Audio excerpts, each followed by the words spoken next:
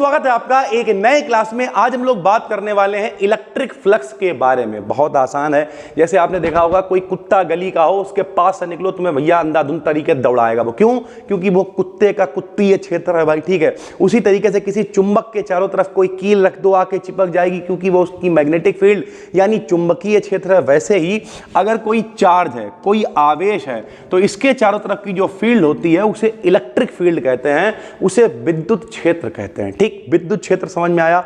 अब विद्युत क्षेत्र में सोचो कोई काल्पनिक पृष्ठ है, क्योंकि विद्युत क्षेत्र में तुम पृष्ठ बनाओगे कैसे, तो सोचो कोई हाइपोथेटिकल कंडीशन है, कोई काल्पनिक पृष्ठ है। ठीक, ये पृष्ठ आपको दिखाई दे रहा है, ठीक है। इससे जितनी विद्युत बल रेखाएं होकर जाएंगी, सर जी विद्युत बल रेखाएं क्या होती हैं?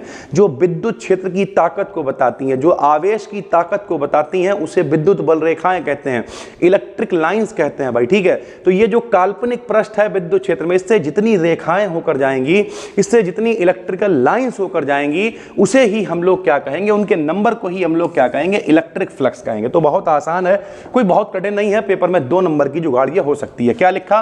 किसी इलेक्ट्रिक फील्ड में प्रेजेंट, यानी कोई विद्युत क्षेत्र उसमें जो प्रेजेंट हाइपोथेटिकल सरफेस, कोई काल्पनिक पृष्ठ से होकर जाने वाली इलेक्ट्रिकल लाइंस, उससे जो लाइंस होकर जा रही हैं, जो विद्युत बल रेखाएं होकर जा रही हैं। विद्युत बल रेखाएं कौन है? जो ताकत को बताएंगी, विद्युत क्षेत्र की ताकत को बताएंगी, आवेश की, चार्ज की ताकत को बताएंगी, हमेशा प्लस से माइनस की तरफ चलेंगी। उनके इलेक्ट्रिकल लाइंस के नंबर को ही हम लोग इलेक्ट्रिक फ्लक्स कहते हैं। यह किसी सरफेस के थ्रू इलेक्ट्रिक फील्ड के फ्लो का मेजरमेंट होता है, यानी जो इलेक्ट्रिक फ्लो है, जो इलेक्ट्रिक फील्ड का फ्लो है, वो कितना तेज है, कितना ताकतवर है, उसका मेजरमेंट करने के लिए इलेक्ट्रिक फ्लक्स का इस्तेमाल करते हैं। इसे काहे से डिनोट करते हैं? तो इसे फाई से हम लोग डिनोट करते हैं। फार्मूला क्या होता है भैया? फाई बराबर ई डॉट ए। जब हमने आपको गॉस की प्रमेय प्रूव कराई थी तो हमने वहां पर ई डॉट एस इस्तेमाल किया था। तो कई किताबों में एस फॉर सरफेस, तो एस भी लिख सकते हो।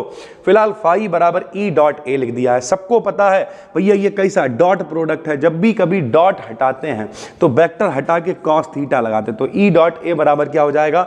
ई ए कॉस थीटा हो जाएगा। जहां पर थीटा क्या है? Where theta is the angle between the electric field and area vector, यानी ई और ए के बीच का एंगल जो है वो थीटा कहलाता है।